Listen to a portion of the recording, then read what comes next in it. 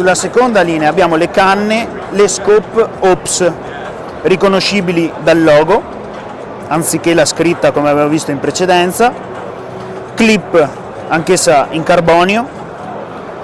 Qui avremo, come anche nelle scope precedenti, lunghezze che vanno dalle 6 piedi, 9, 10.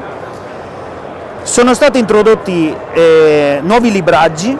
Nella 6 piedi avremo la nuovissima 3 libbre e mezzo, mentre è stata aggiunta, per quanto riguarda le 9 e le 10 piedi, anche la 3 libbre e 75.